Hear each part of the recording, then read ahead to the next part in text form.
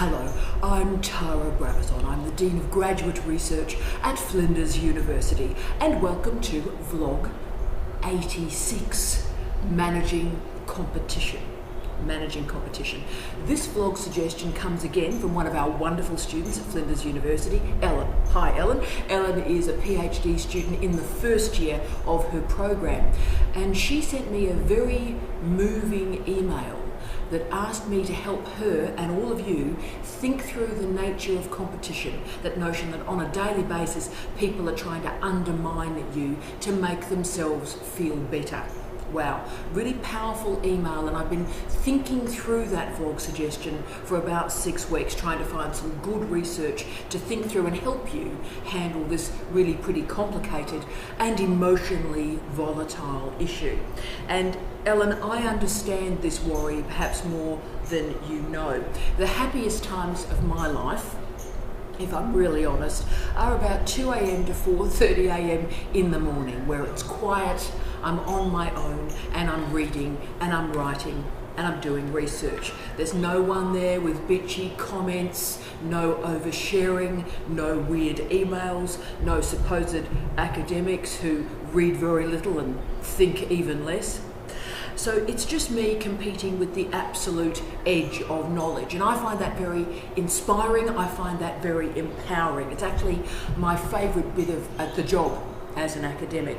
And I am a radically interdisciplinary scholar, so my imperative is to move at speed between different disciplines, between different tropes, between different theories. So I always think what I do in my academic life feels a lot like Peter Capaldi as Doctor Who in that episode of Hellbent, where he was banging against this wall for millennia, just year after year after year, banging against the wall. And that's what it should feel like. You are working against knowledge. You are trying to transform. You've got momentum to try and make knowledge excellent, transformative, big, powerful. You are competing with the greatest minds that have ever lived. You're not competing with some random guy in Adelaide or a bloke at a conference that you go to. You've got to have slightly bigger expectations. So I need you to lift for me. I need you to be a scholar of the world and become your best self. And it is really interesting, Ellen, when I was doing the research for you for this vlog, and I put into Google, as you do, Dr. Google respect, I put into Google competition between PhD students. And the returns from that search were really, really interesting. Not remotely what I would expect. The first 8 pages of returns, not the first 8 returns, the first 8 pages of returns came from institutions, came from university formal websites, particularly in North America, particularly the United States. And what these universities were doing, what they were selling, was the competitive nature of their PhD programs. So nothing about individual students or individual researchers or how competition may help or hinder a PhD student. No, none of that was relevant. Instead, the universities were using the notion of competition to sell their programs. Now that's absolutely fine and great if you're dealing with corporate branding, not a worry, that's cool. But it's really not helping you a great deal as an individual student. So Ellen, you've picked up a really interesting gap or absence in the literature that we're going to try and fill and work through today. As I always say, success is not a finite resource. Every single one of us can be successful.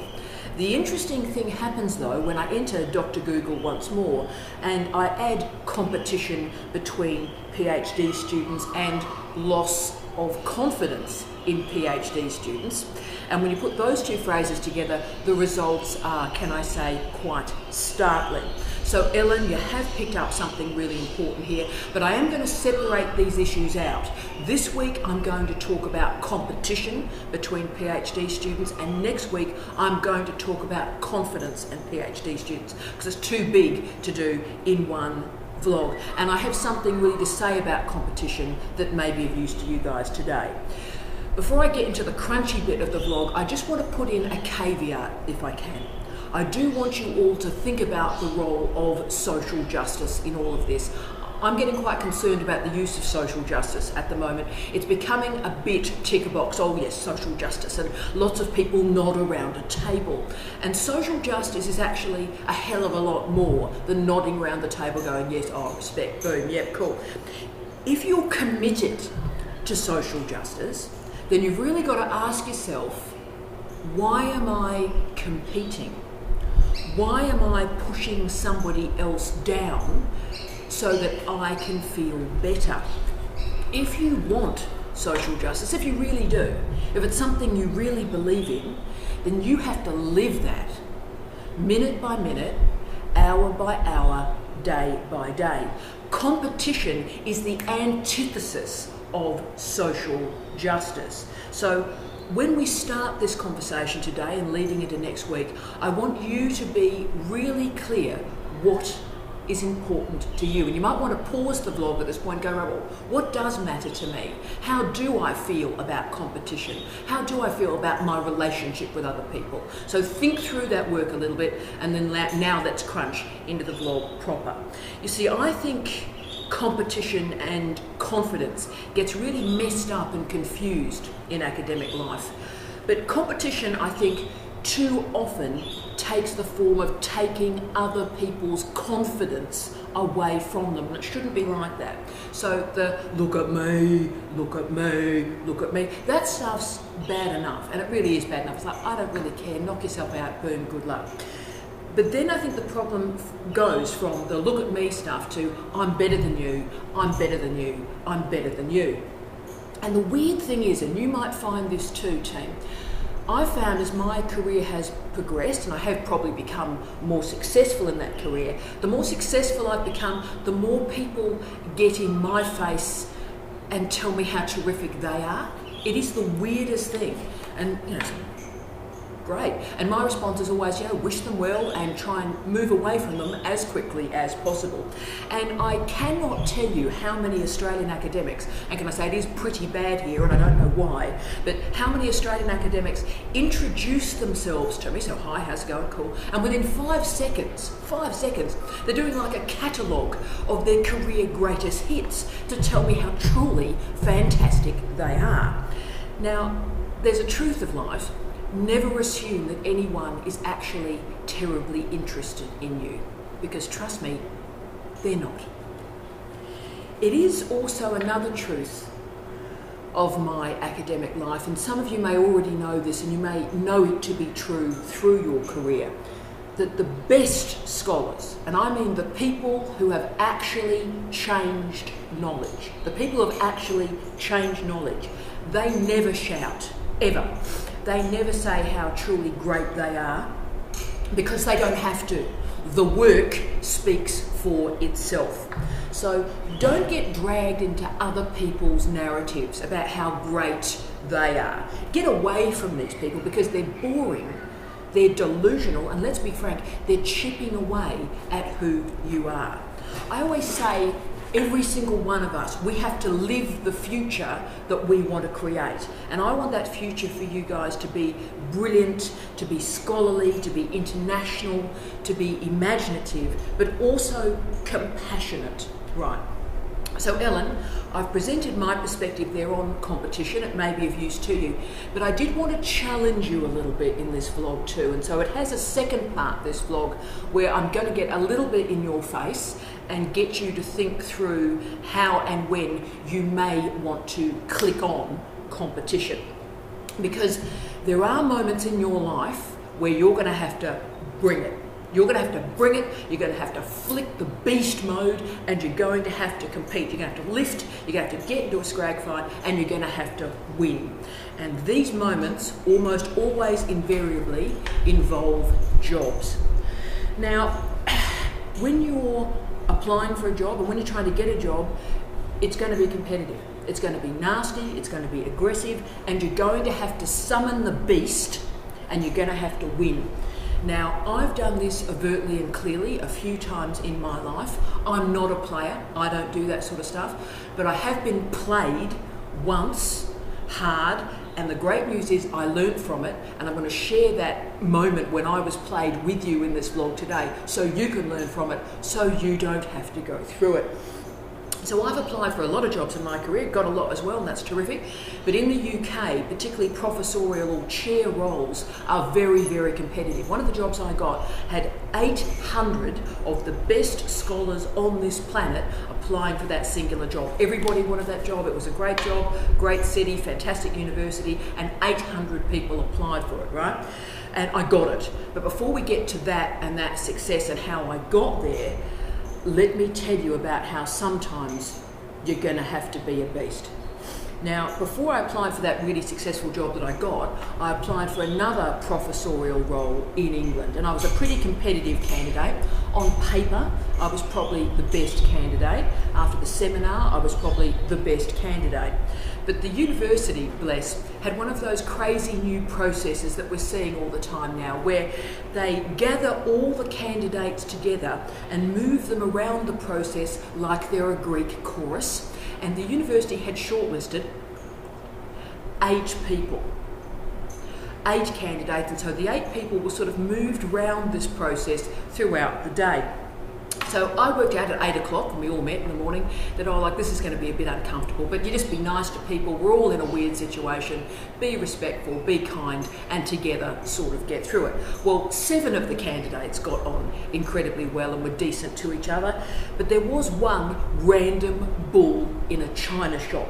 He was a 68-year-old man who applied for this post, and he started to talk trash to everybody else who had applied. He was pretending, it was the weirdest thing I've ever seen. He was pretending that he was already a member of staff. He constructed this really uncomfortable false intimacy with the selection panel and was incredibly nasty to other candidates throughout the day. Now, you need to hang on to yourself, because my lasting memory, because my eyes are tearing up in memory of it, it still sort of leaves me. My lasting memory of that particular interview day was during the lunch break, right? So the candidates were left in this large interview room during lunch while the panel left to do their first series of discussions after the morning's interview activities. Wow. So panel had gone, here are the 8 candidates. And this bloke decided to sit at the interview table.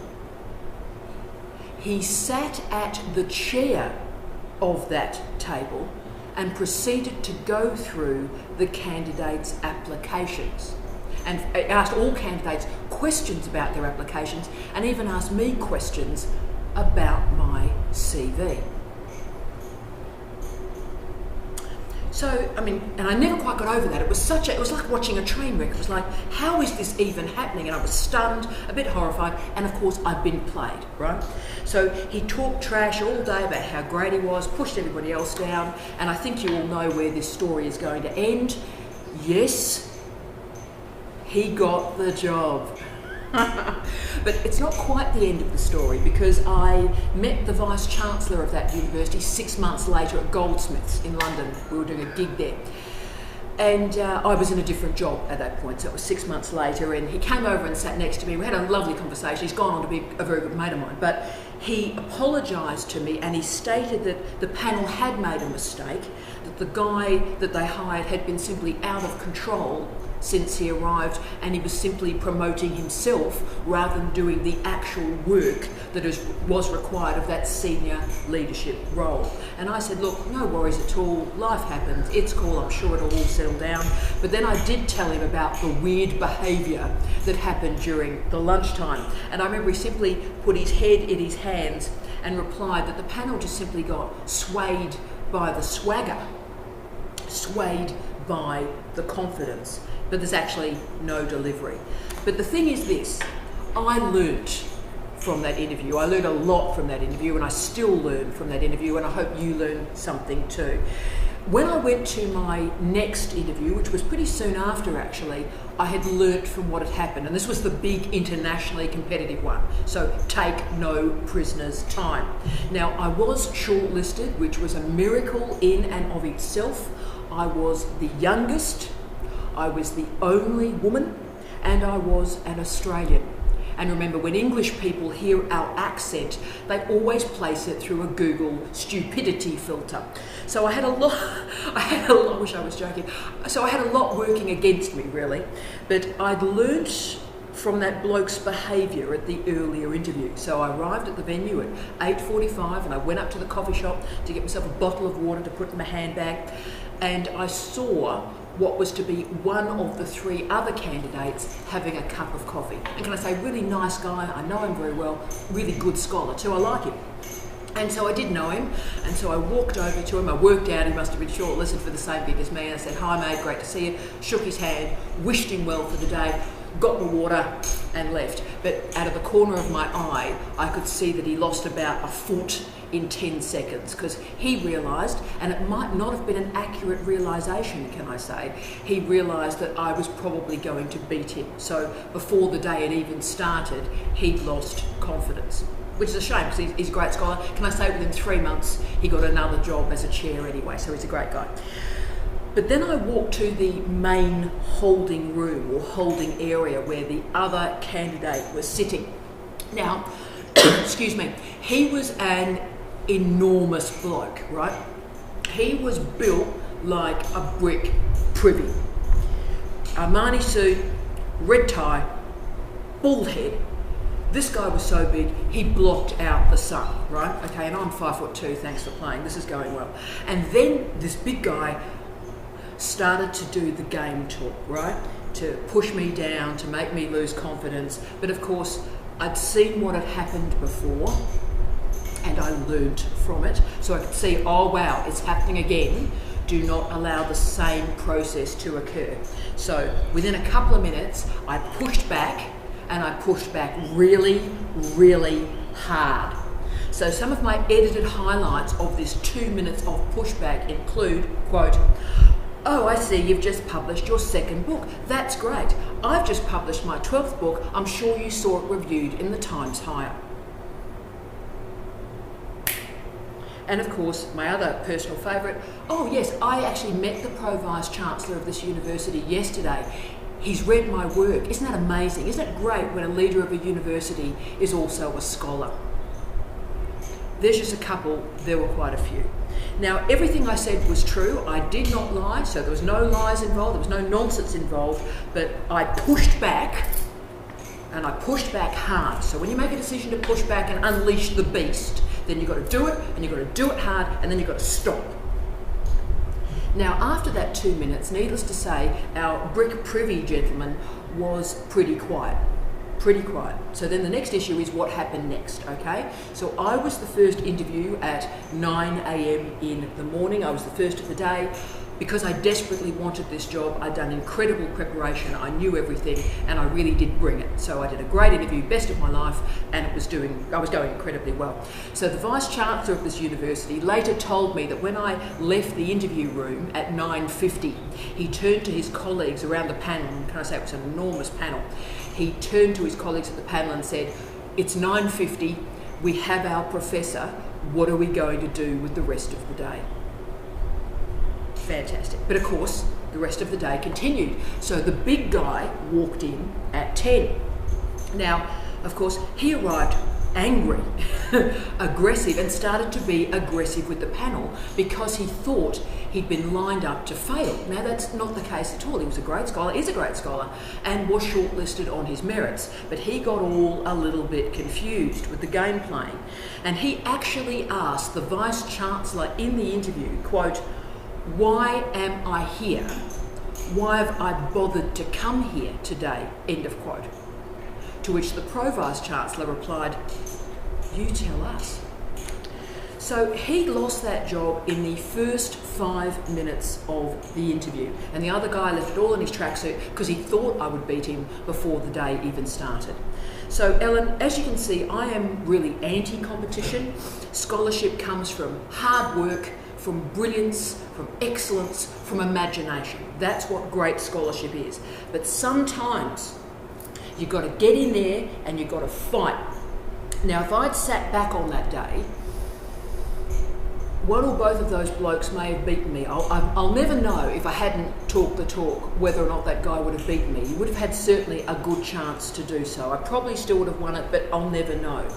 But every now and again you're going to have to compete in that way, Ellen, because the problem we've got is a big, posh bloke, English bloke, in a suit, knows how to win, knows how to succeed, knows how to compete. That's almost a natural socialisation for them. For those of us that are not white blokes in a suit, we have to learn what success means. We have to learn what it means to compete. We have to learn that. So, as I always say, and I hope it's of use to you, competition is a tap. Competition is a tap. Turn it on when you need it. But most of the time, if you turn on competition and no one else is there, you're going to drown yourself because no one else cares. So always remember, assess the situation, turn on the tap if you need it, but remember, turn it off when you're finished.